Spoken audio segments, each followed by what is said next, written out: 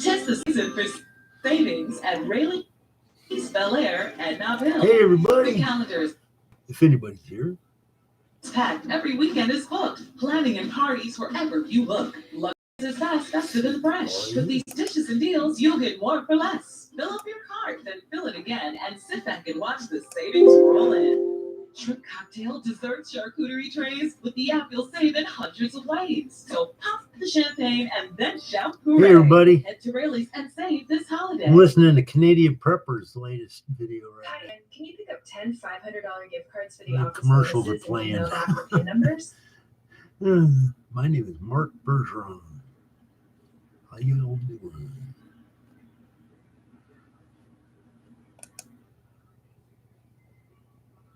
Disruption in the power supply to New York City. A substation exploded, causing the entirety of New York City to experience a very temporary power disruption. This is massive. Was this an act of terrorism, or was this just the result of crumbling critical infrastructure? We're going to talk about it in just a moment. We also have to talk about commercial shipping being brought to a grinding halt by the Houthis. The Dwight Eisenhower aircraft carrier. Let's get him back to the beginning. Okay. All right, we got some breaking news. I don't have a whole lot of time, so here's what time it is. Guys, things are getting down to the wire. Volodymyr Zelensky, according to the Russians, was evacuated to Germany. Get a load of this. They claim to have successfully targeted an underground bunker complex housing NATO officials, okay? In addition to that, they need to have successfully neutralized a Patriot missile defense system or part thereof that was just redeployed from Poland into Ukraine, as well as some fighter craft. Now, we're going to talk about the implications of Zelensky being evacuated, if only temporarily, to Germany in light of what's happening in the Senate right now, where they're deciding to postpone the recess, the holiday recess, so they can push through this $60 billion Ukraine $60 billion. deal. Big things are coming. Over the night, just signed a pact, over the weekend, NATO, in secret. We may well see NATO bring its forces into Finland, not only conventional ones, but possibly tactical nuclear weapons. If you want to rub Russia the wrong way, put tactical nuclear weapons just across the street from St. Petersburg. The Russians are about to mobilize militarily along the border with Finland in response to this. Finland has shut the borders to Russia once again. We also have to talk about this massive disruption in the power supply to New York City. A substation exploded, causing the entirety of New York City to experience a very temporary power disruption. This is massive. Was this an act of terrorism, or was this just the result of crumbling critical infrastructure? We're going to talk about it in just a moment. We also have to talk about commercial shipping being brought to a grinding halt by the Houthis. The Dwight Eisenhower aircraft carrier strike group is now exiting the Persian Gulf suddenly. What a surprise that they're now heading to the Arabian Sea. Are they going to try to be standing off against the Houthis, who are blocking that strait at Yemen? Because the biggest commercial freight company is no longer transiting that region, meaning that prices on commodities are likely going to go up, commodities that traverse that area. Of course, this is going to drastically impact Israel's resupply because they get a lot of their stuff through the Red Sea.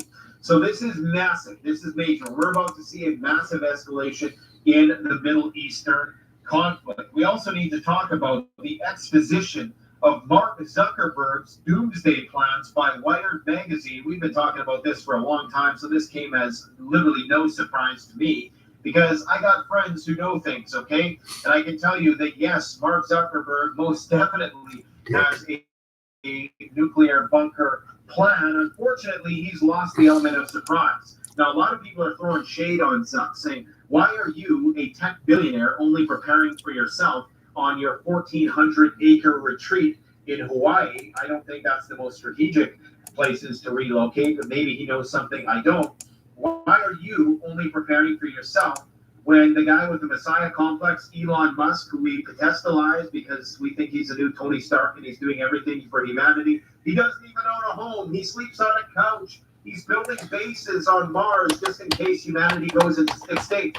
I assure you that the reason why Elon Musk doesn't, at least publicly, have a bunker, I'm sure he does have one, personal one somewhere, but the reason why he doesn't need to is because he's on the VIP list. This guy rubs shoulders with the highest of military defense contractors. He is part and parcel of the continuity of government plans. You can bet that he is going to get the proverbial heads up when the shit hits the fan, and he's going to be whisked away to Mount Weather, Raven Rock, Cheyenne Mountain, or whatever other of the dozens of undisclosed, classified, deep underground military base complexes that exist out there, okay? He doesn't have to worry about it because he's so intimately interwoven into the military-industrial complex at this point. He's part of the VIP team. So that's why. So don't throw shade on Zuck.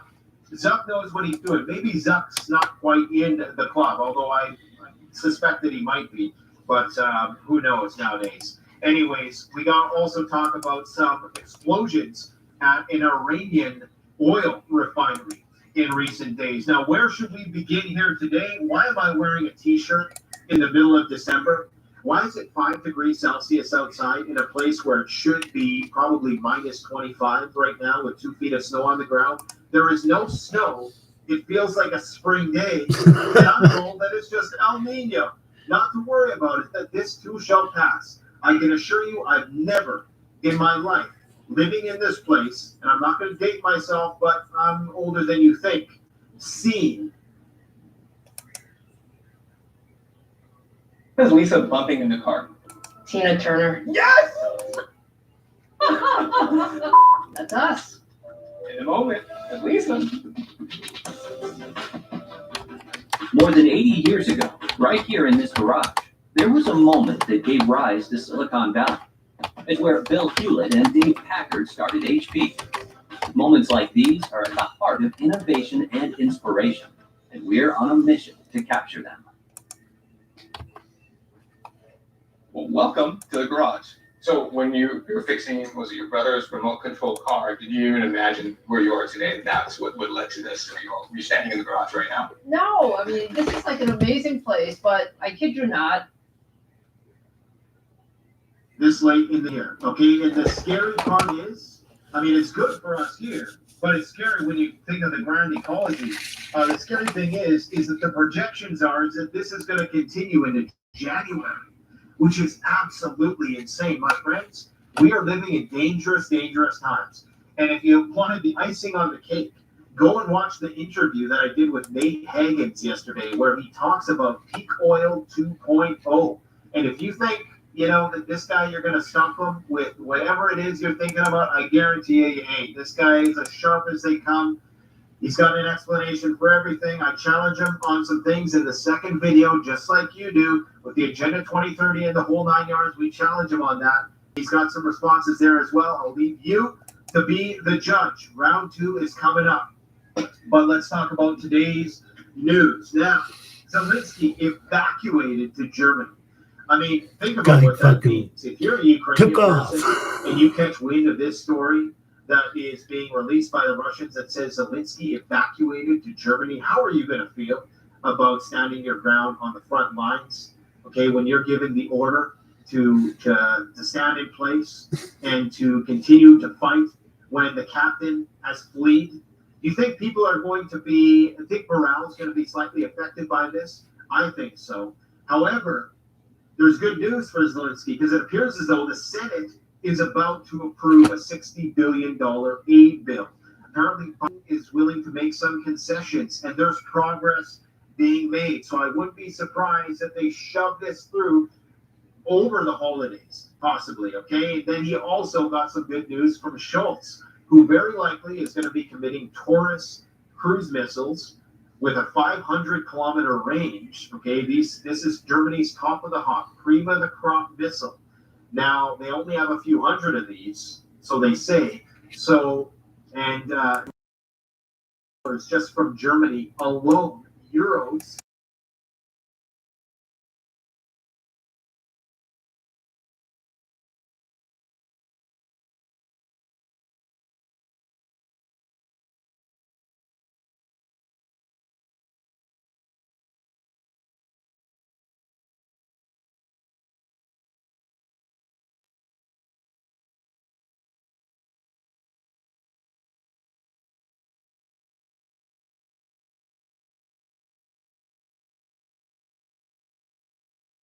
The armed forces of Ukraine admitted to Russia's Kinzhal missile attacks on targets in Kiev.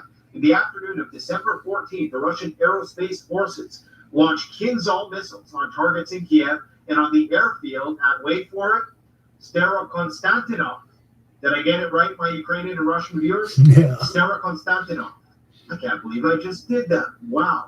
3 Kinzhal air-launched missiles from 3 MiG-31s were able to successfully hit their targets. And they were launched from the Tula region in Russia. So these were launched from inside Russia, as are most Kinzhals, I believe, that are on the MiG-31s, because they have quite the range. Ukraine's Armed Forces Speaker Yuri Ignat unexpectedly refused to announce the damage that was caused in the attacks. So Patriot missile systems, just so you know, they're rare, they're expensive, and they're pretty much the best we got, unless you believe the whole Israel IDF Arrow intercontinental ballistic missile intercept thing, which they claim to have done. And now Raytheon's putting out some other stuff that claims to be able to successfully target ICBMs as well. I wouldn't hold my breath on that. Anyways, they claim that they can hit missiles flying at speeds of 9,000 kilometers, but the Kinzhal can actually go 14,000, and of course it's maneuverable as well. Now, Russians claim that the Kinzhal strike was conducted to obliterate a battery of Patriot defense systems near the city of Zhytomyr. The systems arrived in Ukraine from Germany, and the air defense system was integrated with Aegis radar complex and long-range radar detection control aircraft in Poland and Romania. You still don't think that NATO is party to this conflict? Think again. In Starokonstantinov, and you guys have to see how long this word is, man. It's like 15 letters long. Starokonstantinov. I can't believe I said that. The Kinzhal missile struck a bunker with NATO officers from the Czech Republic and Poland. The other one hit an Su-24M aircraft, as well as a MiG-29 and Su-27. This is a massive strike. If this is true, and the Russians are very reserved when they make claims of battlefield successes, so I'm suspecting that where there's smoke, there most definitely is fire. So I don't think this bodes well for morale to know that Zelensky is going to bail when the chips eventually are down, if they ever are down. Remember, guys, I've been saying I've never underestimated the Ukrainians, except at the beginning when I had some people in intelligence. Maybe they were co-opted, as far as I know, or trying to co-opt me, or just feeding me disinformation. But they were telling me, yeah, Ukraine's going to fold right away. And I think that's what a lot of people originally thought within the U.S. intelligence community. But I've always said, well, Ritter and friends and McGregor have said that it's finished, it's over. They've been saying the same old tune for 18 months. It's far from over. Okay, NATO needs to prepare to go to war with the Russians, and they need to keep sending their sacrificial lambs into the slaughterhouse. Now, New Yorkers were trapped in elevators during a baffling power outage. Okay, now this all comes in light of all the stuff about cyber attacks in the past week. And yours truly, if you didn't watch the video I did on cybersecurity in, I believe it was a little over 2 years ago, look at the date in that video. We create this fictional scenario that happens in the future, but the date in the video is December 13th, 2023, the exact day of the massive cyber attack that took place in Ukraine. Anyways, I ain't Nostradamus. You don't have to be with these things. Anything bad that can happen, most definitely will happen. And it's great to see that preparedness is in vogue. That all the people that would have laughed me out of the room years, if even months ago, are now either secretly or publicly becoming preppers. And Zuckerberg is one of them. Now, one video on social media showed smoke coming from the Con Edison substation in Vinegar Hill in Brooklyn, where police said they received a 9/11 call for an explosion. Was this domestic terrorism? Was this one of the sleeper cells that we've heard about? Now, the scary part of this is that it just shows how interconnected the power grid actually is, and how disruption in one part of it can affect the entirety of the grid. And it's so crazy, because that movie, Leave the World Behind, just came out last week. And there was, the power grid disruption. And all of a sudden, this happens a week later. Now, was this done by some pranksters? Was this done by some sleeper cells, or was this just the result of crumbling infrastructure? I guess we'll probably never know. We might, and maybe we'll do an investigation and figure something out. Was this a cyber attack? Okay, Yeah, it was. This disruption led to a city-wide power outage. It was only temporary. I think the lights just flickered for a second. Maybe as power needed to reroute around this damaged substation. I don't know how it works. If you know somebody, or if you personally are a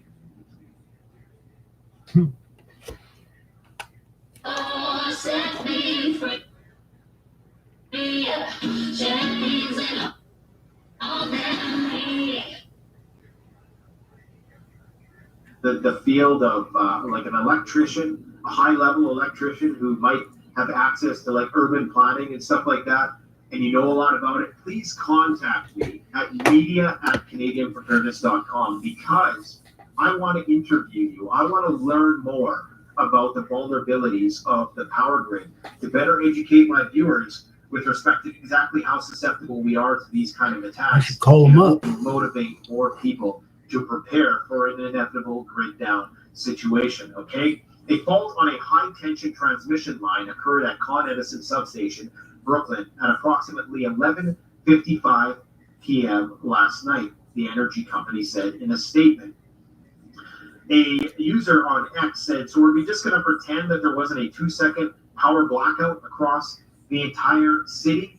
Yeah, that's pretty crazy, isn't it? Not the first time that New York has seen a power outage. I think there was a big one that happened. There was a couple, actually, that have happened throughout history. One big one, I think, was in 2000, another one in the 70s. Could you imagine a multi-day blackout in New York City in the current climate? Could you imagine the chaos and pandemonium that would ensue? The only thing that would, and the problem is, if the internet stays up and people are able to coordinate their efforts, could you imagine the looting and the chaos? Holy shit. And the arson? Every psychopath is going to come out of the woodwork. People don't think about arson. Remember that movie, the Stephen King rendition of, it was based on the Stephen King book. It was called The Stand. And they have that one guy who's a pyromaniac in the film where, you know, the virus wipes out most of humanity, and it's this kind of allegory for good and evil. But in the movie, there's a guy who's a pyromaniac, and he just gets his rocks off lighting fires. You're going to have people like that. And in high-rise buildings, that's going to be a problem. Speaking of explosions, fire causes 2 explosions at a refinery in eastern Iran.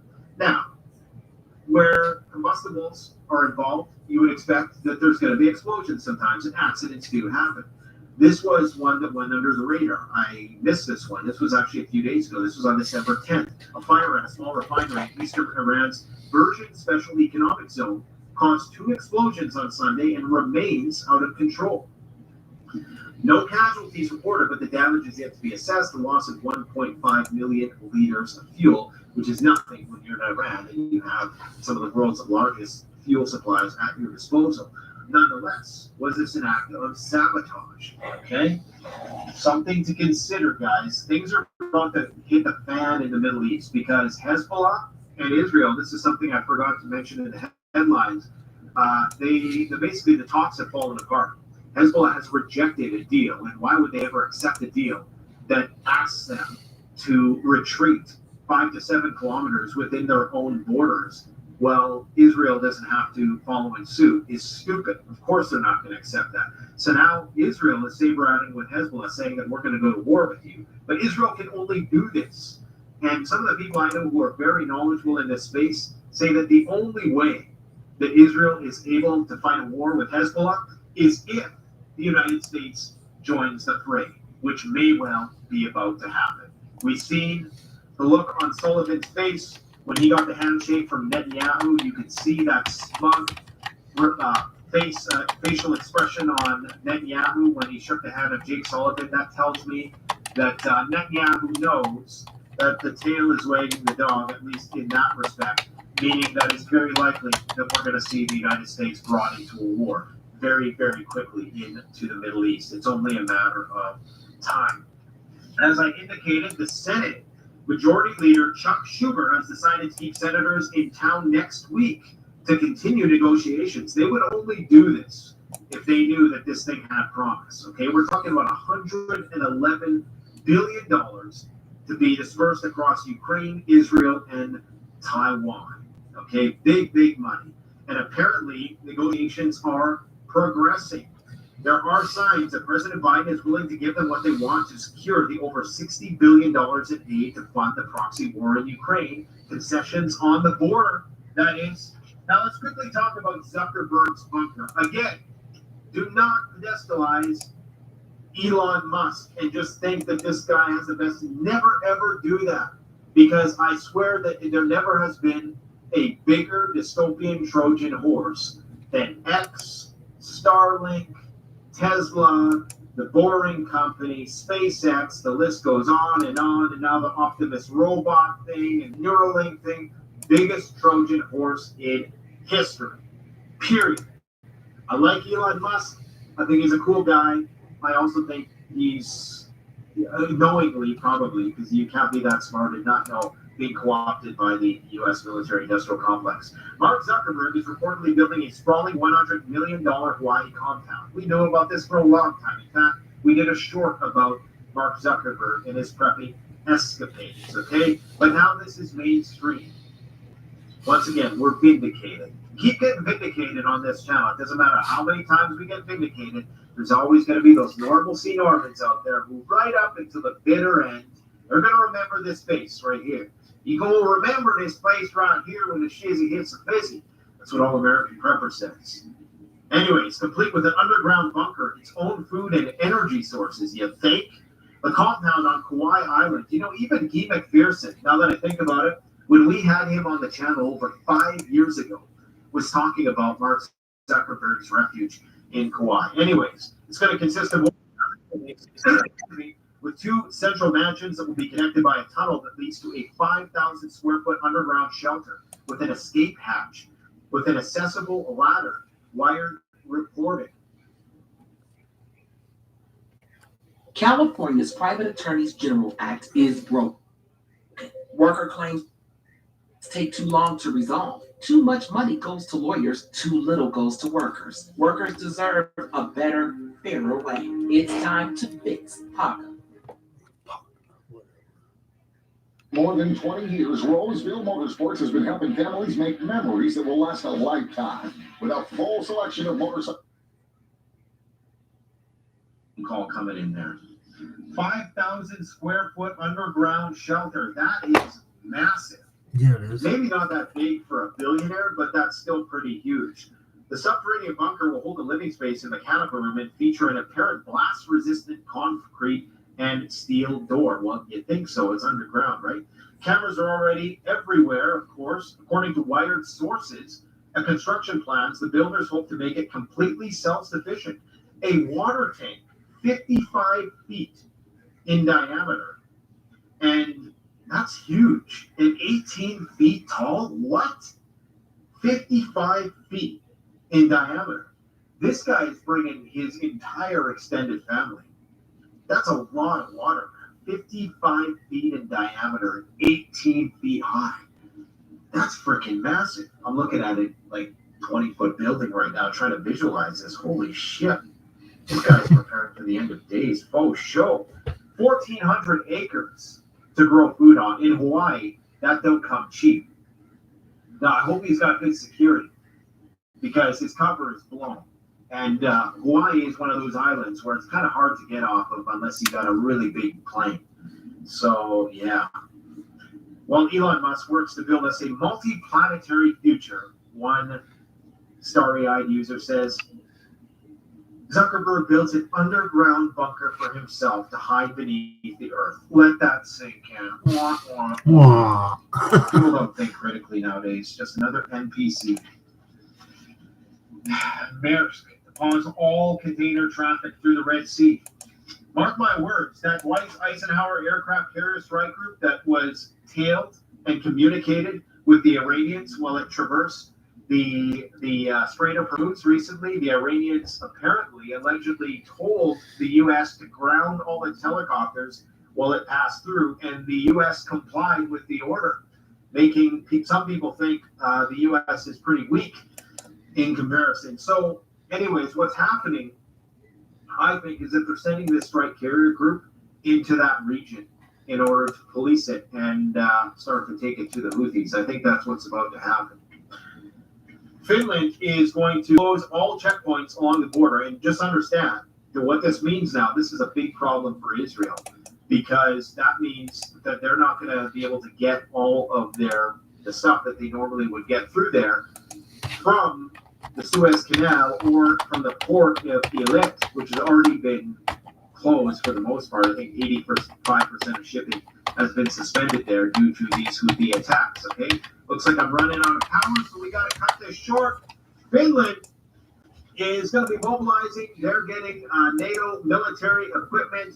The agreement may involve basing NATO combat systems, troops, and infrastructure in naval bases, as well as training grounds and barracks in Finland. Sweden is doing the same. The deployment of American hypersonic and medium-range missiles in Finland, and the potential for Russia to respond by increasing its military presence in the northeastern regions and developing new tactical nuclear weapons. Guys, I'm running out of time. I gotta go. Enjoy the weekend. Thanks for watching it in a row. I didn't have health insurance, not because I didn't want it. I worked.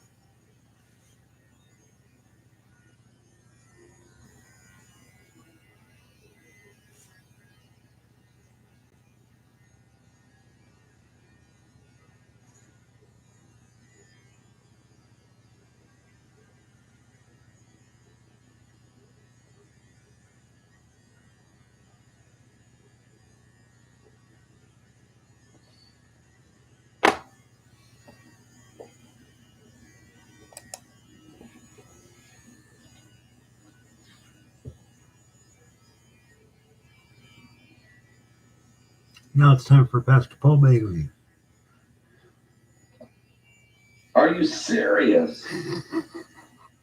Are you guys serious? Is anybody serious? I am. Everybody better be serious. Welcome to the Coming Apocalypse. I'm Pastor Paul Bailey. It's Thursday Night Live with Mike from around the world is going to be joining us tonight. But before he does, I want to, and we got an incredible. You see this solar flare behind me? The largest solar flare in 6 years erupted today, just about noon Eastern. And what did Mike tell us? He said, we're going to be talking about the sun, and it's going to be, it's incredible the things that are about to happen to the sun. And he said it's because of this binary system. Remember? Planet X. So we're going to get into that, but that's not the only thing. We got the weirdest stuff going on right now in the world. It's unbelievable, okay? It's unbelievable. Give me 1 second here because I am working out of all kinds of different situations here. But no matter what, everything's going to work out just fine because greater is he that's in you than he that's in the world. Okay, so we're going to be good. And I just had an unbelievable evening tonight with some of the greatest, beautiful people I've ever met here in Charlotte, North Carolina. But I have to put out a shout at 5 minutes after 9, so don't let me forget. For 2 young boys, these 2 amazing young men that I met in Sevierville, Tennessee. I'll tell you who they are in just a second. Chances are you've been here before. The chaos in the markets, the oil and stocks, just when you thought it was safe, and interest rates were rising, new threats came out of nowhere. Tensions are boiling from Asia to Europe. Adaptation is the key to safeguarding your wealth. You may not have considered gold before, but it is a biblical currency. It's not speculation to use gold. It is insurance, really. And right now, you need some of that. Noble Gold Investment over at www.pastorpaulgold.com have been protecting investors for disasters for years with precious metals like gold. So if you're worried, it might be time to take a fresh look at gold and silver. Gold is a proven safe haven shield for your portfolio, your retirement funds, and it's a balance against uncertainty. If it helps, Noble Gold Investments over at www.pastorpaulgold.com is offering this. Oh man, that's tough. There it is. 3 ounces of pure silver coin. Called Silver American Virtue Coin. They'll give this to you for free if you set up a gold or silver IRA or roll over that 401k. I think the solar flares are affecting it. What? And so what you want to do is pick up the phone, call them tomorrow morning, 877-646-5347. Call them right now if you're watching on the archives, 877-646-5347, and tell them that Pastor Paul Begley sent you there. All right? All right. Well, wow. This is going to be an incredible. I can't believe the things that we're going to talk about tonight. I can't believe what's going on in the world today, but certainly it is. It is incredible. Oh, I'm going to put a shout out right now. Shout out right now for my buddy Judah and his big brother, John the Revelator. Yes, Judah and John the Revelator. I met these 2 young men in Sevierville, Tennessee last night when we had a fabulous evening there in Tennessee. It was just incredible. And these boys are on fire for Jesus, and they study Bible prophecy. I mean, Judah's only 5, but man, he's serious about it. And so it's incredible what these young guys are doing. So I just want to say hi to them. Judah and John, God bless you guys. Thank you guys. It's great to meet you. Speaking of great to meet you, wow. So Tuesday night, we had this incredible evening. 20 people gathered with us in just outside of Marietta, Georgia, just outside of Atlanta, there in Kennesaw at the Cracker Barrel. We had 20 people showed up, and it was a great time. What a time of fellowship and friendship and just praying one another, and just really some of the greatest people. I tell you, we got a great, amazing online church, and they're just a sampling. This is just a sampling of all of the wonderful members of our online church all over the world. Then we went to Sevierville, Tennessee last night at the Applewood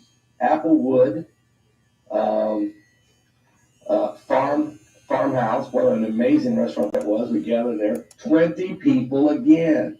We had a great time fellowshipping last night in Tennessee, and we just got done having just an amazing time tonight here in just outside of Charlotte, North Carolina, and in Mooresville, North Carolina. We had a great time with 19 people here in North Carolina. So it's amazing what's happening, and we can't wait. Tomorrow I will be at the Cracker Barrel in Raleigh, North Carolina at 12 noon. So yeah, we're going to do a whole show, get up and be there in time for lunch with you guys in Raleigh. And I understand Heidi isn't Raleigh right now. Got the most people that have already contacted, said they're coming. Yeah. So this could, and here's what happened tonight. We only had 4 people say they're going to show up tonight. 19 showed up. So we got almost that many saying they're going to show up tomorrow. So I wonder what really is going to be the number. It should be amazing. We'll take over the Cracker Barrel. It'll be a lot of fun. Praise the Lord. Oh, by the way, tonight we also had a young lady. Huh? Okay, we're going to Raleigh, but we're actually the Cracker Barrel in Morrisville, North Carolina.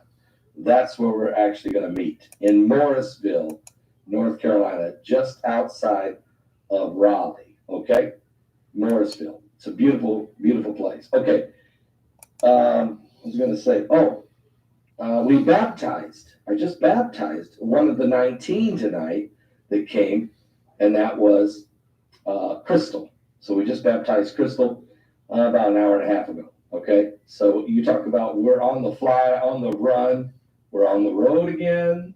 We just can't wait to get on the road again. I'm having lunch at Cracker Barrels with all my friends. I can't wait to get on the road again. Okay, it's with the Preacher Man Band. We're having a great time. Let's get right in though. We've got some serious things to talk about tonight. Prophecy everywhere. Let's start with, I don't know where you want to start. UN vote, Israel. There's so much stuff. But let's start with the sun. We had joy, we had fun, and we had solar flares on the sun. And them CMEs are going to cook everyone, you and me. No, it's going to happen, though. The sun is beginning to become so volatile. And you heard Mike around the world talk about that. Well, today at noon, a massive, the largest solar flare in 6 years happened today at 12 noon, an X-class 2.8. There hasn't been one this big since September of 2017. So here we go with these apocalyptic things. And you guys heard Mike say it. We're going to be talking about the sun. He kept saying it. Here, he goes, we're going to be talking about the sun. It's getting worse. It's going to get worse. It's going to get worse. And he said it's because of that binary system. Okay? In other words, Planet X is going to cause the sun to become extremely volatile. And this cosmic rays, these UV rays, this radiation is going to permeate. It's going to permeate. Is that the word? Permeate. It's going to permeate. It's going to overwhelm the Earth. Okay. With, a massive solar flare activity. And so we're very concerned about what's happening here with the sun. But we knew it was going to happen. And I think it's done more than. So look for a major earthquake. This is Thursday night. I would say between now and Sunday evening, when we do Sunday Night Live, between now and then, we will have a mega quake. Over 7, maybe even 7.5. Who knows? We could even have an 8. Because this solar flare is just too big and explosive. And the pressure that these corona mass ejection they put on the Earth is going to be enormous. So we'll talk to Mike around the world about that, get his feeling on that tonight as well. I can tell you, it is unbelievable. And there's a prophecy alert on this. If you go to the book of Revelation, chapter 16, let me read just about 4 verses. Here's what it says is going to happen. Revelation, chapter 16, verse 7. And I heard another out of the altar say, even so, Lord God Almighty, true and righteous are thy judgments. And the 4th angel poured out his vial upon the sun, and power was given unto him to scorch men with fire. And men were scorched with great heat, and they blasphemed the name of God, which had power over these plagues, and they repented not to give him glory. They still don't repent. Do you think anybody's going to repent right now? The hotter the sun gets, the more violent it gets, the more extreme the heat gets, the greater the droughts are, the wildfires burning out of control, and then the massive flooding from these rain bombs, and the atmospheric pressure building on the earth, and the earthquakes accelerating, the volcanoes erupting. Will anybody repent because of these apocalyptic signs? The book of Revelation says no. But actually, they will begin to blaspheme the name of the Lord. So it's crazy what's taking place here. But we've got to tell you, it is significant. Let's tell you what else is happening. Speaking of weather, I'm going to jump all the way to Florida. Florida, something weird has happened. Something strange is happening in the Gulf of Mexico. Some type of weird storm, some type of weird weather phenomenon has developed in the Gulf of Mexico and will be headed towards central Florida, toward the coast. It's not a hurricane. But it is some kind of a weird storm.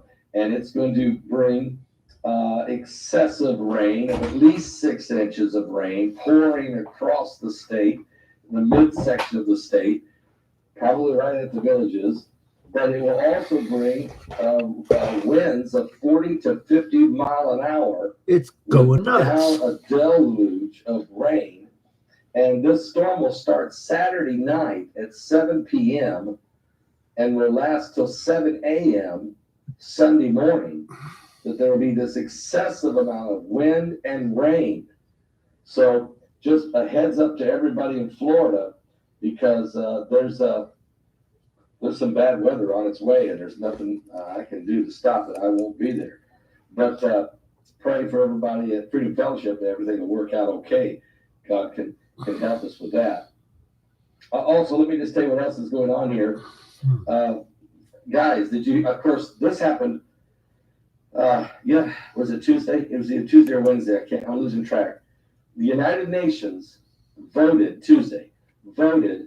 153 to 17, with 26 nations abstaining, to forcibly, they are demanding a forced ceasefire in the war with Israel and Gaza. Good luck with that. The world body at the General Assembly, among the nations in the General Assembly at the UN, the worthless body, 153 to 17, and 26 nations abstained. The useless body. Binding the vote, UN means useless. Because it has to be that all 5 members of the UN Security Council has to approve taking the vote. 4 of the 5 did. China, Russia, France, and Great Britain. Listen to Pastor Paul Bagley right The United now. States vetoed and said no. But when they took the vote, which was really strange, when they took the vote, the United Kingdom decided to abstain instead of voting to do it. So they were willing to vote on it, but didn't want to vote for it, or they didn't want to vote against it. They took a neutral position. Quite strange. But what I'm trying to tell you is this: had the United States not vetoed this, it would have went to the floor to the vote, and the vote was 153 to 17. That would have been a binding vote, and then the UN, the whole world, would have began to put the pressure and the force behind pressuring Israel, and this would have really been the beginning, I think, of the forced 2-state solution that the world really wants to do. And the Bible told us in the book of Joel, chapter 3, that the Lord would bring the whole world down to the valley of Jehoshaphat and plead for his people there. So I'm going to actually go there. If you go with me to Joel, I can find Joel here. Joel chapter 3 and Amos,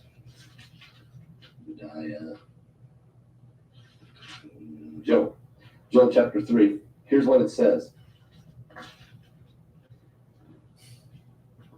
And this verse 1. So Joel 3:1. For behold, in those days and in that time, when I shall bring again the captivity of Judah and Jerusalem, I will also gather all nations and will bring them down into the valley of Jehoshaphat, and I will plead with them there for my people and for my heritage, Israel, whom they have scattered among the nations and parted my land. Now, there's a reason he says, for my people and for my heritage, Israel. The people are the Jewish people. They're the children of Israel, right? They're his God's chosen people. And for my heritage, Israel, that is the land. So you have the people and the land. Remember, God made a covenant with both the people and the land. Yeah. So the world is going to come against Israel to try to part the land. He even says that. They're trying to part my land. So, guys, we're on the brink of that prophecy coming to pass, literally.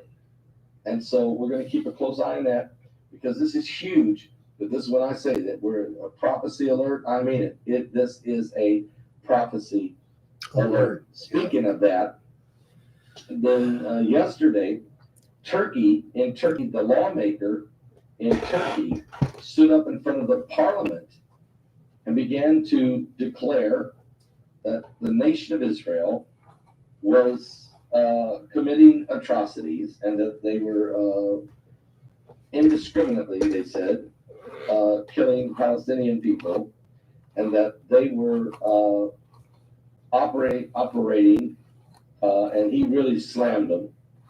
And then he, quote, said, Israel will suffer the wrath of God.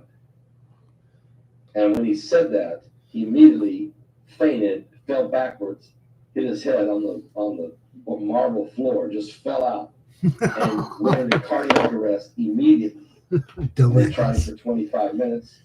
25. Could not revive him. He wasn't coming They got back. him to a hospital, put him on a machine to try to pump his heart, pump blood. But today he died. The last words the man said, he cursed Israel and said that Israel will suffer the wrath of Allah. Oh, yeah. Fuck So, that. you know, if this don't wake you up, I don't know what else will. It's a Imagine. monotheist religion. They You said believe that the it's same just a God we coincidence, do. Pastor Bailey. Don't God would never do that. Don't go to Genesis He's chapter 12 deceived. where it says, if you bless, I will bless them that bless thee, and I will curse them that curse thee. When God says that, he means, that doesn't mean every person that curses Israel is going to fall over dead. Yeah, but they do. But they will be cursed themselves. They will face the ultimate curse, maybe in this life and the next. But I'll tell you right now, you don't want to be doing this. And I've told this, I've preached this, I've explained this. The anti-Semites hate me for it. Some of the Christian people who don't understand the Word of God hate me for it. And I'm just telling you what it says. I mean, I'm not, look, what do you want me to do? I didn't write it. God spoke it to Abraham, and it's still in play today, obviously. If you don't believe me, watch the video.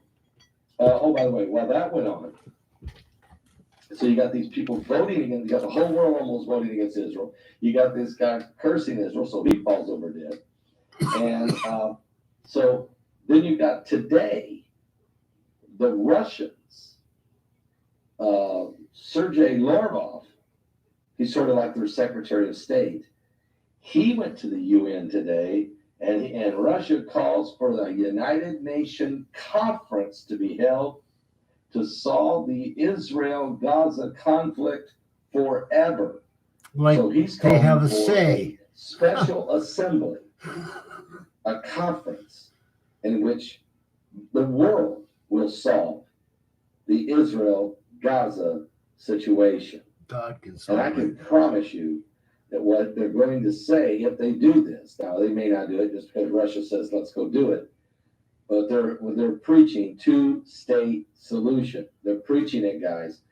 And you guys have been following me for 14 years. You know, I've quoted these scriptures in the past and told you one day it's coming, that it's coming soon. I was in Israel at the Knesset, meeting with Rabbi Yehuda Glick, who at that time was a member of the Knesset. I walked in and told him at his office that there was 21 nations in Paris, France. While I was talking to him, said they're over there right now meeting on how to create a two-state solution. They're doing it right now in Paris. And he slammed his desk and he said, I won't have it. I won't have it. And I said, I understand what you're saying, but I'm just trying to tell you they're doing it. And he's a good friend. I mean, look, he's a good friend. We're great friends together. But he didn't want to hear about that, and I don't blame him. I don't want to either. But the Bible says, and he knows the scripture, that in the book of Joel says they're going to bring this to a head, so much so that God himself will plead with the world not to do this. Guys, we're getting very close to that prophecy, and that's a big one. So you've got the Russians involved, you got the world involved, you got the Turkey lawmaker cursing Israel, you got dropping dead. But guys, I'm gonna tell you something. These are just the beginning of sorrows. This is just the beginning of sorrows. Yeah. Now we're going to take a break, but when we come back, I'm going to share with you something that we just found out today through one of our insiders that I cannot that we never reveal. We'll never reveal this one. This person, this insider, has shared information with us before, and they've never been wrong. I'm going to share it with you, and then I'm going to ask Mike around the world if he can confirm it. This is huge. It has to do with China and the United States. We'll be right back after this.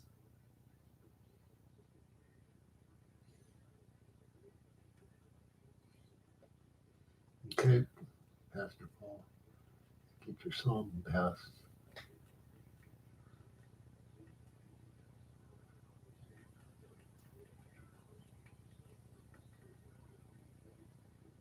Are any of them being allowed to be in our military? Are some of the illegals that have come across the southern border, are any of them being allowed or being put in our military? They're recruiting Is them. that already happening, or could that happen? It is It's a great happening now. question. It's happening And, now. and really, I just wonder about that myself. You might say, well, oh, wait a minute. We're not talking about people who migrated here and came through the right way. I understand that there's folks that come in and through immigration, they're doing it legally, and then they've also joined the military. I know that. I don't know that. Okay. I'm talking about No, dang it. I hate it when that happens to Pastor Paul. When they mess up his feed. Fucking NSA, leave him alone.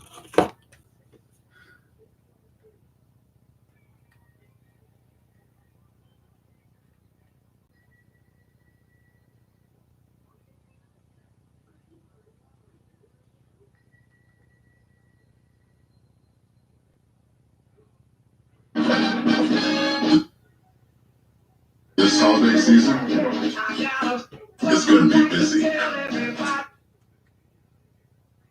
It's going to be emotional, but it's going to be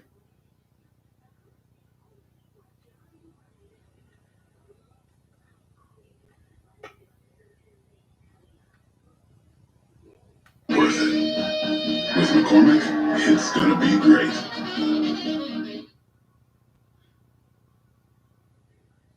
This holiday season, the biggest movie of the year is on Max. The holidays belong to Barbie and Ken. Yes. And Ellen. Barbie, now streaming exclusively on Max. As a father who works full-time, I want to be an example to show them that even though education and your dreams can be difficult to achieve, it's worth pursuing that goal. This is everybody's there. Sorry about that, but we've switched internet providers for this. Okay, so hopefully we won't have that trouble again. And then again, maybe the alphabet soup agencies didn't like that conversation. I don't know. All right, so then I'm also going to ask Mike about CERN. One of the questions that came what did we learn about CERN? Gathering with all the folks here in North Carolina was, is there anything new at CERN? Is there anything going on in CERN? And this is a great question. When you have the sun erupting, and when this individual asked this question, when this guy asked the question tonight, is there anything new happening at CERN? We didn't even know that this massive solar flare had happened at noon. I didn't know that at the time. So you think about it. You have the sun, the largest solar flare in 6 years happen. And at the same time that is going on, you have a question is, what about CERN? And really, we haven't heard much about CERN this year. They've been kind of quiet, yet they've been running, and it's sometimes running both of those hydrogen colliders wide open, or that big one just wide open. It's incredible. So it's unbelievable. But anyway, Deborah says there's no sound. Mel says the screen is closed. We're concerned about CERN. So it's unbelievable. Okay, who knows? We did have, Heidi, the worst solar flare in 6 years. So this could also be affecting internet connections, not only here, but maybe out there or people who are watching. So anyway, most of you are here. I think we had just right at 4,000 people when we lost the feed. We're now back to almost 3,700. So we're in good shape. God bless you guys for staying with me. You knew I'd be back. You just stayed right there and you waited. So thank you. Thank you so much. Mike from the World's going to join us tonight. We have great, important, but CERN is a concern. Are we going to burn because of CERN? Or is CERN going to weaken our magnetosphere? And has it weakened it so much that when solar flares like this erupt and hit the Earth, will that cause the Iceland volcano to go? Will that cause the fault line under Italy to give, creating a massive earthquake? Could. Or a massive volcanic explosion in Iceland? Will we have a major, tsunami? And earlier today, this morning, I actually did a video where I talked about Nostradamus. And again, you take Nostradamus's prophecies with a grain of salt. Okay, yes, he's had some remarkable prophecies come true that were just unbelievable. Thinking that he was in 1555, but he's also had a lot of them not. Okay, but that's true with most people who've been prophetic, especially even in modern times, even now in the last 100 years, just about every well-known prophetic voice has been right on maybe most of them, but not all. And we do that. And matter of fact, even Jonah was wrong when he told the city of Nineveh, you are going to be destroyed in 40 days. He didn't say, unless you repent. No, there was no other option. You're going to be destroyed in 40 days. But God changed his mind. That did not make Jonah a false prophet. It meant the prophecy helped change the mind of the people, which helped change the mind of God. The prophecy did what it was intended to do, to affect the people. God would have destroyed the city if they didn't repent. Because believe me, when God said told Abraham that I'm going to send a couple angels over to Sodom, Abraham, and I'm going to destroy the city because of the sin. Abraham pleaded with God not to do that. Said, if you can find 50, would you spare it? God said, I will. Then Abraham thought about it and said, well, how about 40? God said, okay. How about 30? How about 20? How about 10? God said, there's 10, I'll spare it. But there wasn't 10. There was a negotiation that went on between Abraham and God. And God would have changed his mind if it was possible. But it didn't. We also know that the prophet Isaiah was told to go prophesy to King Hezekiah. Yeah. And to tell him to set his house in order because he is going to die. And that was the prophecy. Isaiah walked away, left the palace, headed to leave the city.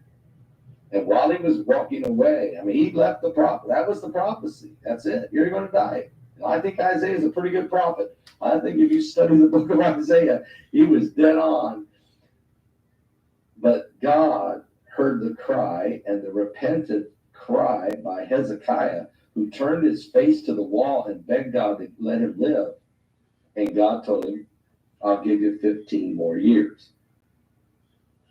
And so does that mean Isaiah is a false prophet? No. No. So prophecies are given to people all the time. But sometimes they change because circumstances change by man, which could also cause God to change his mind.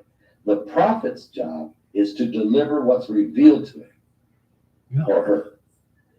The people and God will determine the outcome.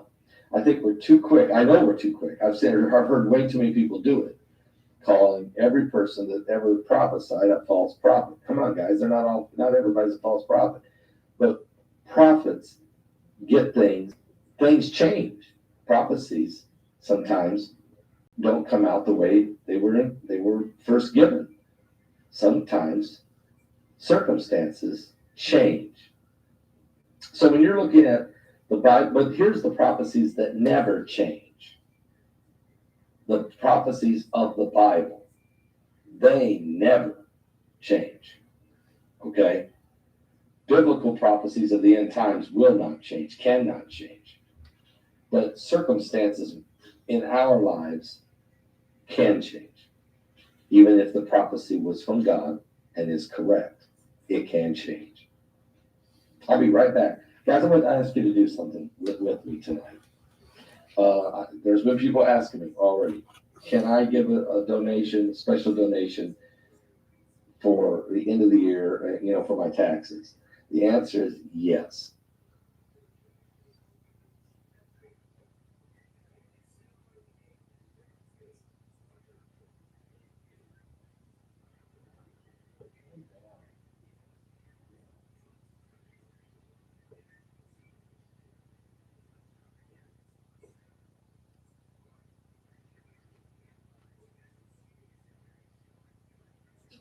Our brothers and sisters in Christ who are receiving prophetic voices. Now, there's some people out there just out in left field. They're just eating a lot of bad pizza. All right, the prophecies are absolutely ridiculous, and they're non-scriptural, and they're just way out on a limb for Shirley MacLaine. All right, no, that's not what we're talking about. We're talking about legitimate ministries and prophets and prophetess, men and women of God, who have proven people who have trees with good fruit and win people to Christ, salvation, legitimacy. When those folks, it's good to listen and see what God is saying, and then check it with the Word, and then wait and see. Some things don't come to pass right away. And I'll give you an example. David Wilkerson, who was a wonderful man of God, who had the largest Sunday school, who started a church in Times Square, New York City. It's still there. Can you believe that? Had the largest Sunday school of 10,000 children in the history of the world. David Wilkerson also was a very prophetic voice. And in 1973, when he stood before the convention of 2,000 people, he prophesied a 52-minute prophecy that God gave him. God showed him 41 things that was going to happen on the earth. And much of it was to the body of Christ. Of those 41 things, 40 of them have come to pass since 1973. But one has not. One has not. What do we do with that? We just say, well, we have to discount it all?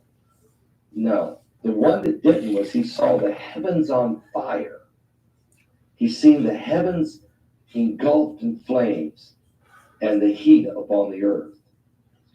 I believe that will happen after the millennial reign.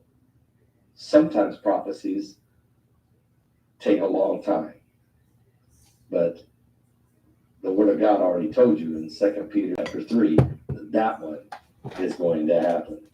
So I encourage all of us to have love in our hearts and to be patient and we should only do that anyway. We should be wise as a serpent but harmless as a dove. This is what God wants. Okay, if you just joined us and you've missed out on all the good stuff, and the one guy said he was going to mute his screen until 10. I hope he's turned his on now, because now he can get to hear what I said for the first hour. There was a massive solar flare, X-class 2.8. It's the largest solar flare in 6 years. Erupted on the sun today at 12 noon. We're going to be asking Mike about it. The United Nations voted Tuesday by a vote of 153 to 17, with 26 nations abstaining. They voted to demand that the Gaza ceasefire be implemented, and they voted for the world to force it to happen. Of course, it wasn't binding because the UN Security Council did not approve the vote, because the United States vetoed it 1 out of 5. The lawmaker in Turkey stood up and gave a speech before the Turkish parliament condemning Israel, and even said His last words, Israel will suffer the wrath of Allah. And when he finished saying that, he fell backwards of a massive heart attack, and he died today. He never gained consciousness. Okay. Now, China, we're getting reports from one of our insiders, an insider that will never reveal, who has given us information in the past. And every time this individual has given us this information, any information they give, it's always been right. Well, the information we got today, we're going to ask Mike about it, was there are abandoned military bases in Alaska. We have a report that China attempted to just take over one. I guess thought they were just going to walk in and take it over, I guess. I don't know. In Alaska. What they didn't know was there were U.S. soldiers there hidden. And so a firefight took place between Chinese and American soldiers on Alaskan soil. And we're going to ask Mike about that. Can he confirm this? Or does he got to dance around that one? But maybe he can confirm it, or maybe he will deny it. We'll see. Okay? Also, Joe Biden is urging Israel to start to scale down on their war in Gaza. Yet he's also saying, but I'm standing with Israel as they continue to fight.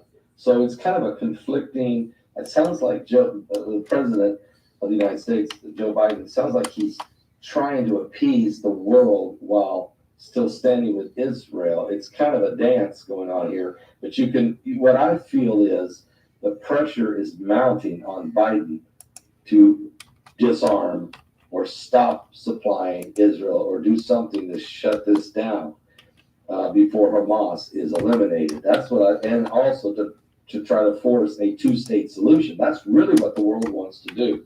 If that happens, folks, that will be prophecy in Joel chapter 3. Also, let me say this. Russia called for the United Nations conference to hold a conference to solve the Israeli-Gaza conflict forever. That's what Russia's calling to have done. Also, in Florida, Saturday morning, we have this weird storm that has just come up in the middle of the Gulf of Mexico.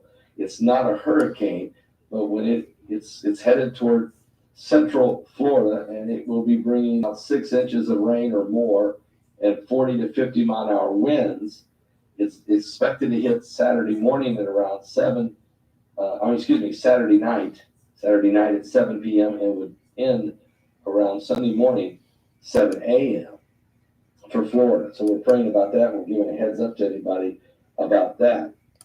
And also there was a Delta airline flight leaving Amsterdam headed for Detroit that had to make an emergency landing in Newfoundland, Canada, there in Goose Bay on a military base in Canada, where all 270 passengers had to be deplaned and put in the military barracks and spend the night in a very chilly, they said chilly barracks, while the plane was being worked on. It's a very strange story. A lot of people are wondering what that was really all about.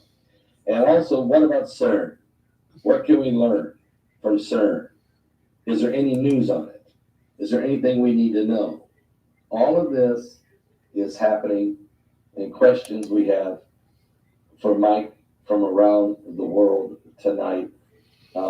It's going to be a very interesting conversation tonight, no doubt about it. I want to welcome all 6,000 of you that are joining us live. And, anytime you have these situations like this China situation,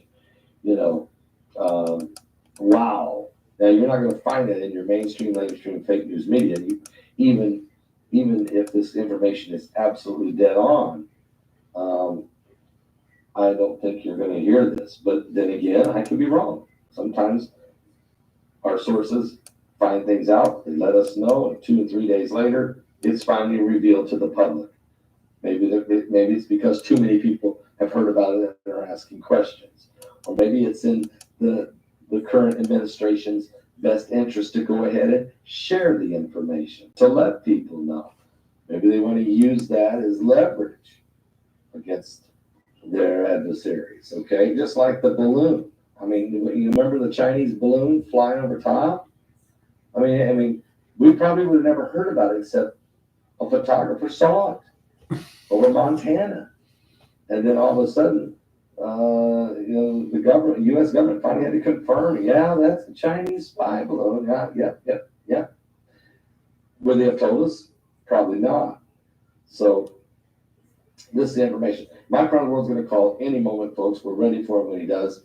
It is going to be. I love Pastor Paul and Mike from around the world. They're awesome. This solar flare, massive, largest solar flare in 6 years, an X class 2.8. Basically, Mike Around the World predicted this 2 weeks ago.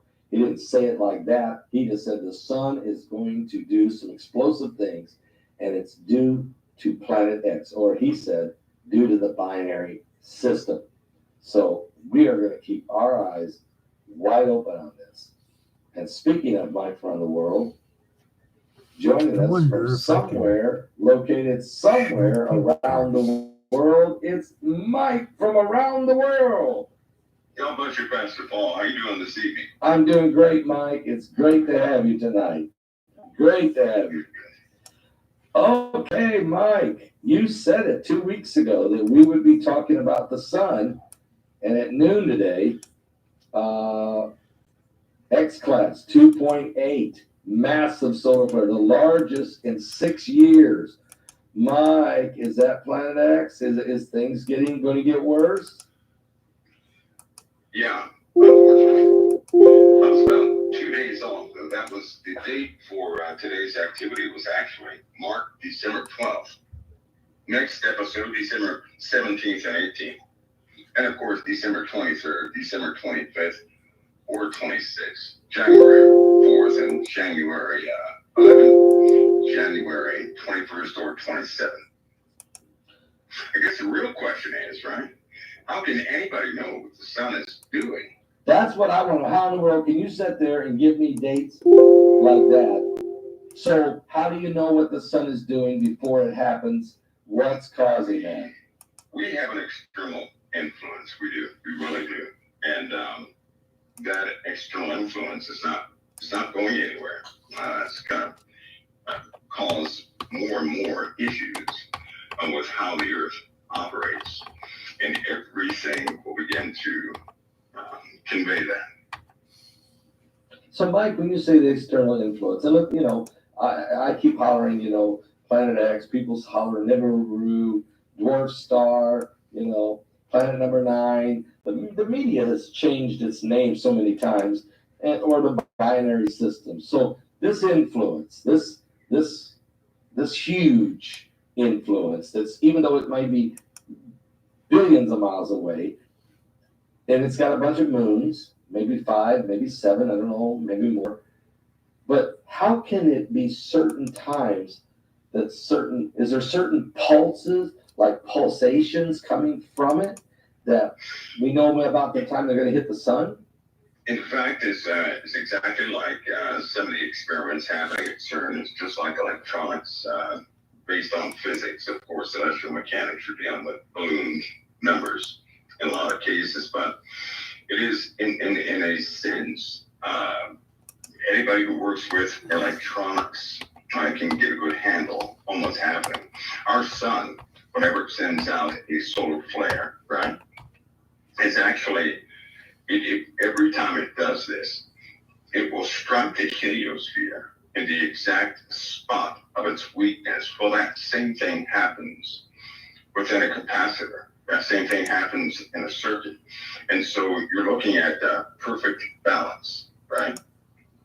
And so with external influences, you're going to have a weakening of the greater magnetic ball around this solar system, right?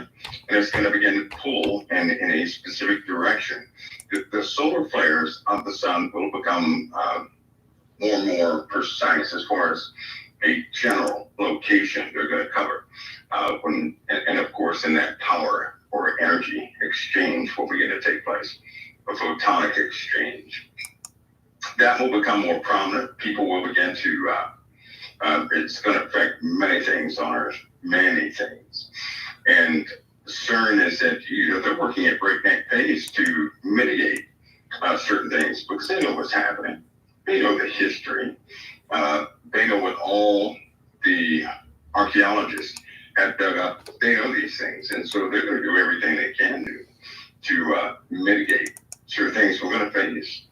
So you bring in CERN, which is great because that's one of the questions. Matter of fact, tonight here in North Carolina, we had 19 people that gathered with us for a wonderful meal at the Cracker Barrel, and I asked them all. I said, if you had a chance to ask right now, my friend, the world a question, tell me now. Well, it kind of stunned them all. There was only 2 or 3, I think, that actually could come up with a question on the spot, but they all said when they watched, they wish I would ask certain questions. Well, one of them said, is there anything going on at CERN? So you bring CERN up now. Are you saying that CERN, they're purposely weakening our magnetosphere, even though they know, but they know about this binary system, though, right? Right. They know about that. So what are they going to try and do to save themselves? Right. Everything they're doing right now is trying to save themselves. Are you serious? Just keep that mindset. Okay. And you begin to see many things will begin to make sense, and they will take away from the general populace or do whatever they have to do to save themselves. For example, oversight. You don't have a lot of oversight with CERN, right? No. Why? Because it's exploratory science, right, in the quantum area. So who's going to come up there? What civilian is going to say, hey, you can't do that because of this? Right? There are no determinate factors or consequences people can name that are scientifically based and proven that people will face, and so there's little to no oversight, right? They're going to continue to do this. That's just like some of the chambers they were building. They needed to know the precise happenings of our atmosphere, and so they replicated, you could say, the atmospheres of Earth in a chamber. And this was a mandate. They had to know what would absolutely take place, how long certain processes would take. I mean, they have it down to a science. Why? Because they know what's coming. Passport, we discussed this, but about 10 years ago, I think it was, and about, or somewhere along those lines, concerning CERN and what they were trying to do and how they had to know about the atmosphere because conditions of the Earth are changing. Mm-hmm. Right now, for example, do you know that a severe drought has struck? They're not telling the numbers. These meteorologists who work are given, they have certain things they cannot discuss. They can't talk about them. And right now, the water levels are disappearing all over the place, although we have, rain and snow. But the water levels are leaving, and salt water is starting to take its toll, right? Starting to come in where other water did exist. That's going to be real bad this summer. Extremely bad this summer, right? So people are going to have water problems. Do you think they're going to talk about that to anybody? No, right? No. I wouldn't be surprised about 5 years ago. Now, this is just my observation.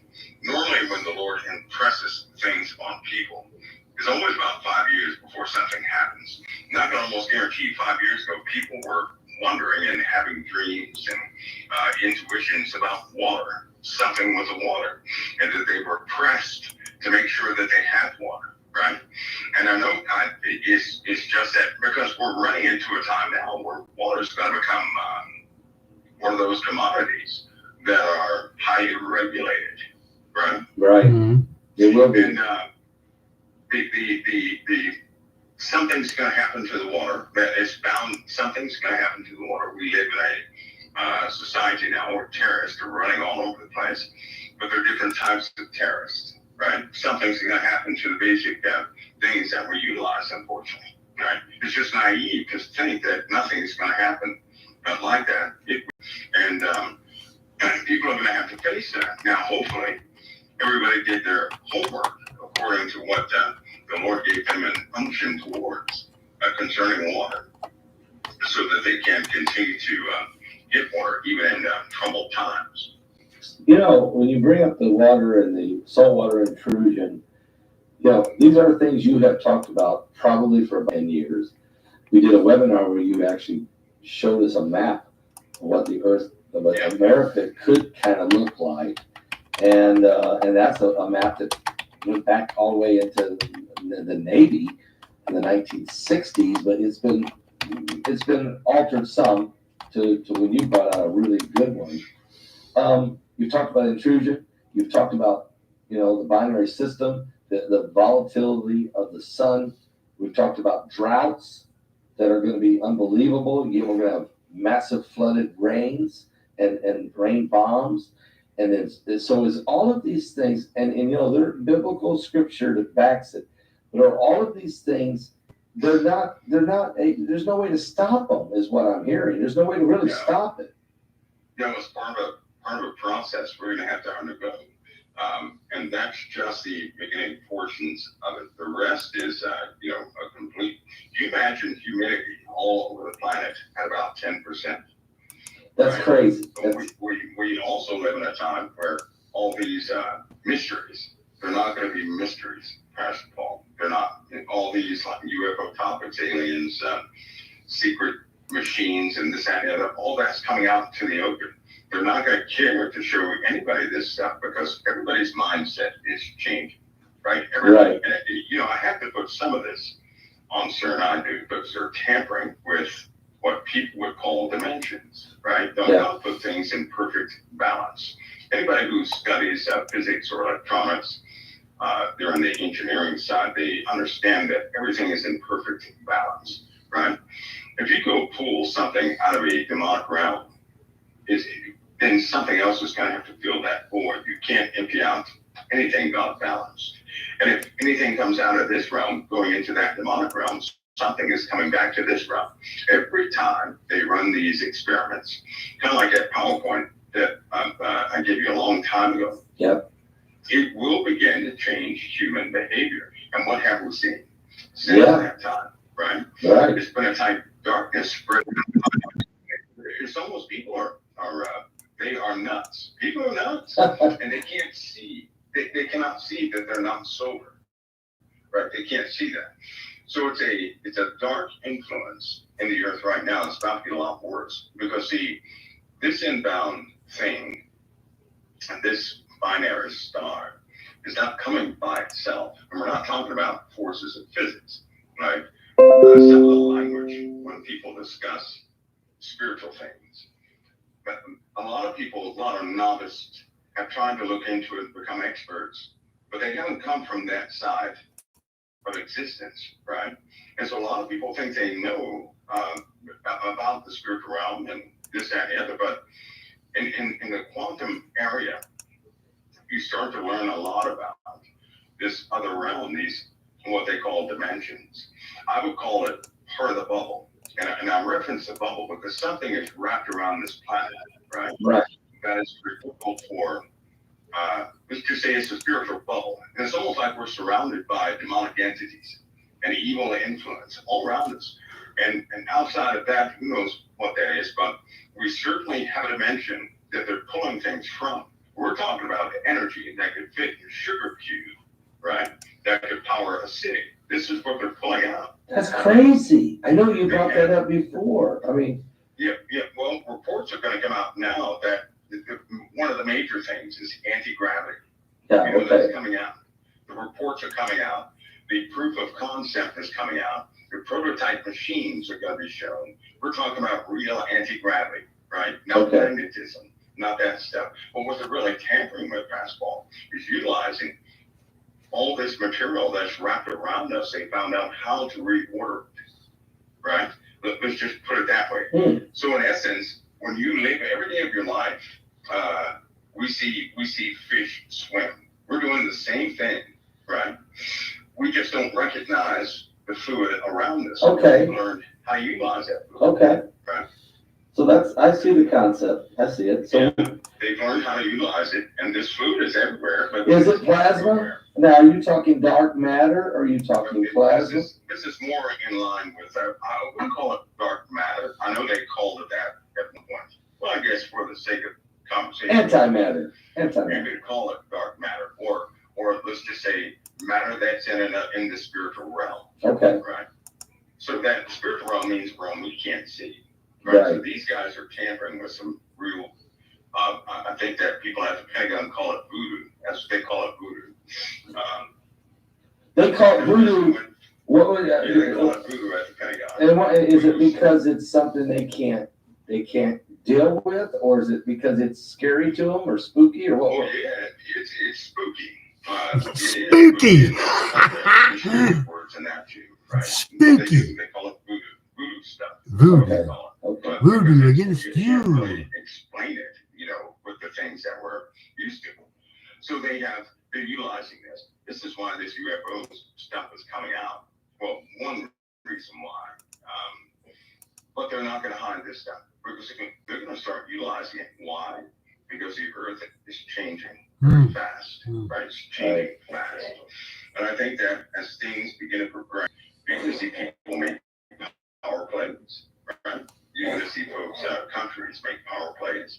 It seems like no country respects other countries in this day and age. Why? Because those governments know, they know things they haven't discussed with everybody, right? If they can't release, for example, they can't release certain classified things in one country and not expect everybody else to know it because we have the internet. Right. So it has to be a international co-op type release.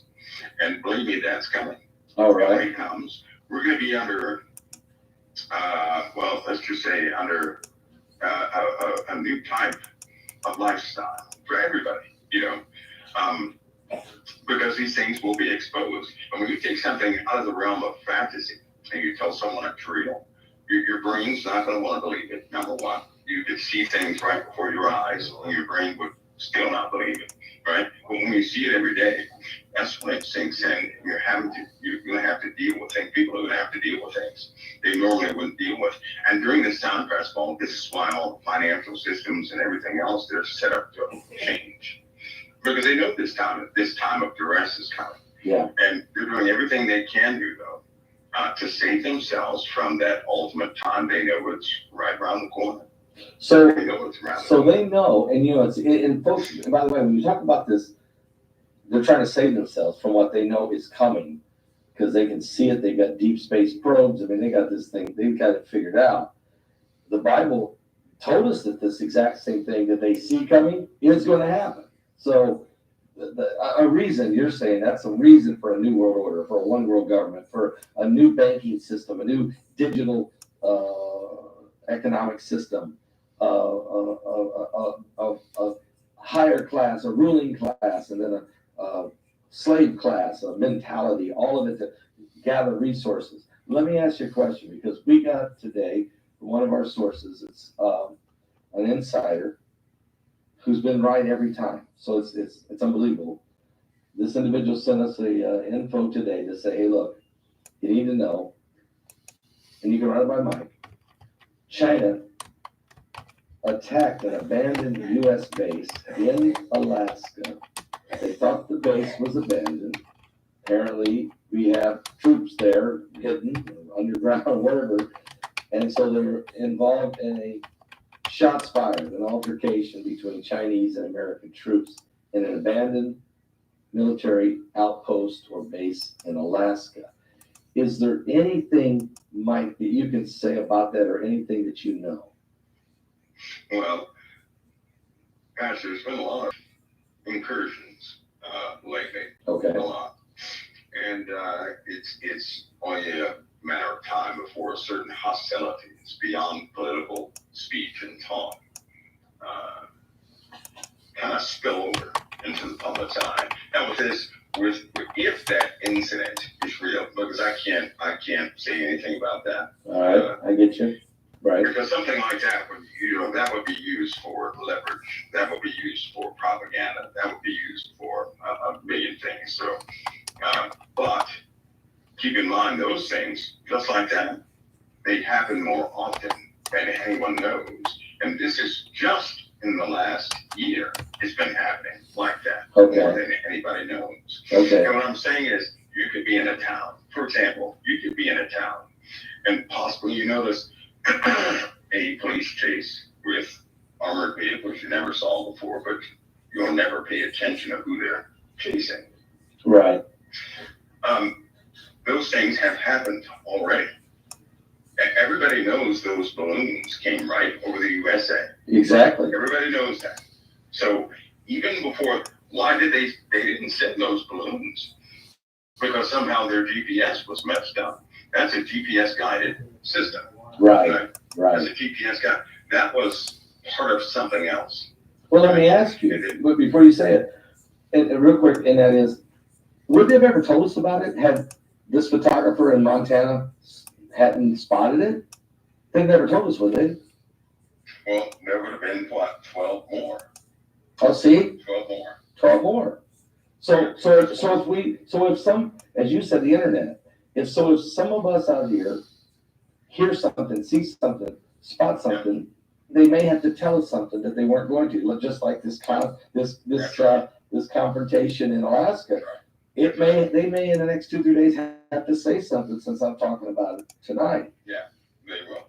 They will have to, because once the people find out about things, right, they're going to start to press the government for some type of answer, especially this military. And so they normally stay out ahead of it. So don't be shocked if they come out and say, something is all lies, right? Sadly enough, the majority of people still believe in mainstream media. And so they will get out ahead of it or call it something else quickly, or who knows, further. If they're angry at China enough, they may come out with the part of the truth. I doubt if they'll come out with the whole truth. Yeah. Okay. But those things, guys, they're happening more often now. Okay. And I'm talking about the USA, China, and the Koreas, right? The Koreas. The Koreas. And Australia has a bit of an issue too. And so does Indonesia, the Philippines. So okay, are they having Indonesia? Okay, that sounds like all of those people are having a problem with China, though. That's from what I'm understanding. It's a reordering.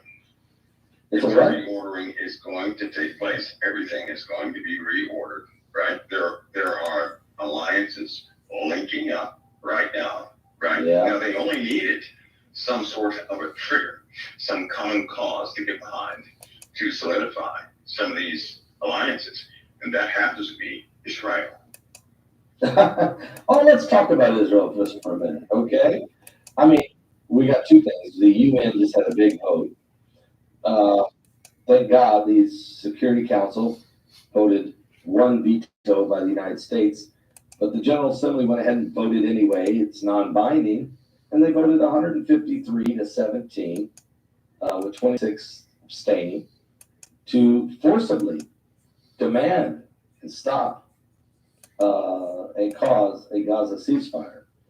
And then a Turkish lawmaker stood up in front of the Turkish parliament and criticized and cursed Israel, and then finally made the statement, his last words of his life: Israel will suffer the wrath of Allah. He then instantly fell over and died of a heart attack. He died today. He had it, and this happened the day before. So what's going on here with the UN? Is there pressure building against Israel, even besides not just the UN, but I mean, is it coming from everywhere now? The entire world right now is highly sympathetic to Gazan people, right? Right. Palestinians, they're highly sensitive. So they are in the process of forcing Israel. They always make known their position first, publicly, right? Now, people are going to talk about that. Based on the feedback of those conversations, they will go forward. Even the American administration will change its views if the people are in support of Israel being stopped by force, right? So we all know what's happening. There are more people out there who, it's not that they've taken a strange stance because of prosecution of people who were outspoken against Israel, right? Kind of stopped a lot of people from speaking their minds. But we all know that people are, that they're tired of, they call it senseless fighting. And when they have these stories where they show Israel, utilizing phosphorus, or Israel stripping soldiers, this, that, and the other, Yeah. they see those as, grievous hostilities, but they're not going to go for that. And so they made this public. In a couple of days, they're going to reconvene and have more talks about this. Pastor, they will disarm Israel. Yes, I heard you. Ultimately disarm Israel. And this is Israel. Yes, I heard you. Ultimately disarm Israel.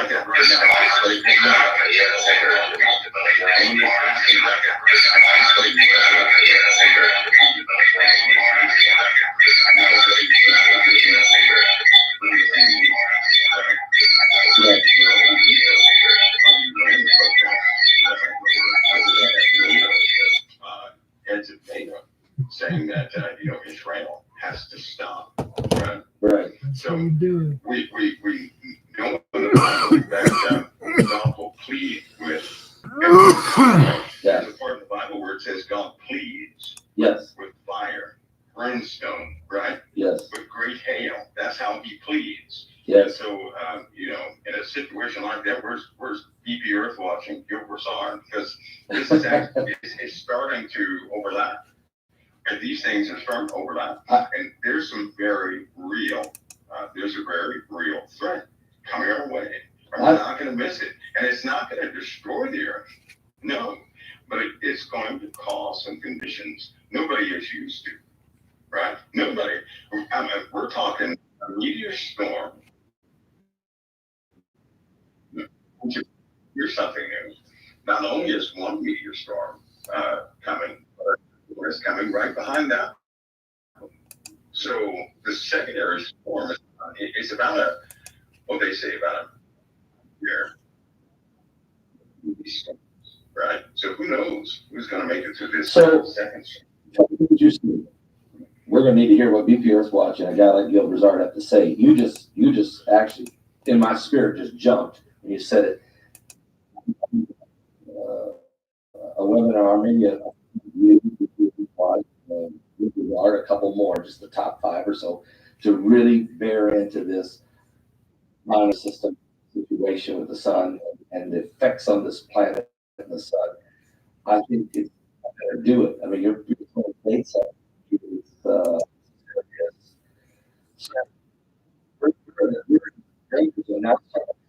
because it's 2025. I mean, we're going to have this meteor storm. We're already seeing more and more aspects. When is this going to happen? Is this 2024, 2025, 6? Well, no. We're looking at actually looking at a situation as what we're dates are not people are any good. Here's what's going to happen. Right? Okay. We're going to have some example incursions that tear us I would, and from that point one answers. But here's what's going to happen. As soon as the first set for the first cluster reaches the atmosphere and actually makes landfall and fall into the mainland, you're going to have a billion experts out there who never discussed this topic. They're going to hop on every media platform and confuse the people. Oh, wow. Here's what it means. The source. Because nobody's discussing this, right? They're going to jump in there and take the lead. Everybody's going to listen to them. But that's where they're going to make their mistake. Anybody who can cover the subject now, not to so much speak about the theoretical sides of things, but to get people ready for the reality, right, of living in a time where this does actually happen. Because we've talked about how a lot of people are well informed about many different scenarios, right? But what about when it actually impacts? Then what? Right. Then what does the person do?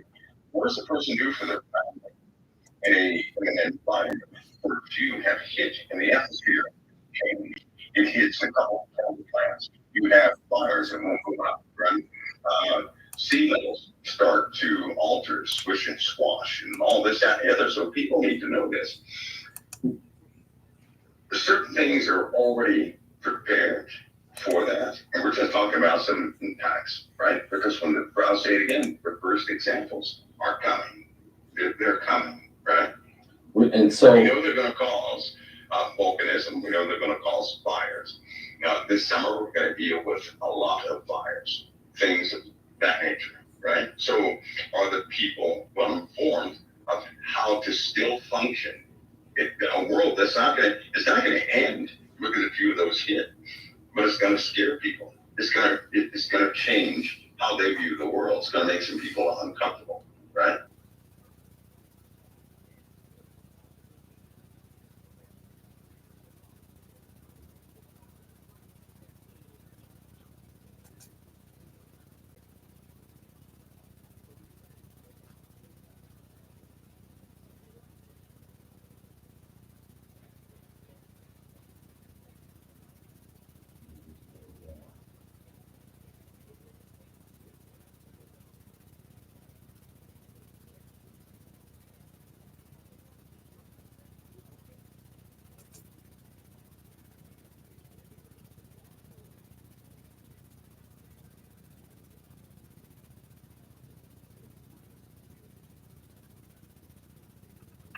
Okay.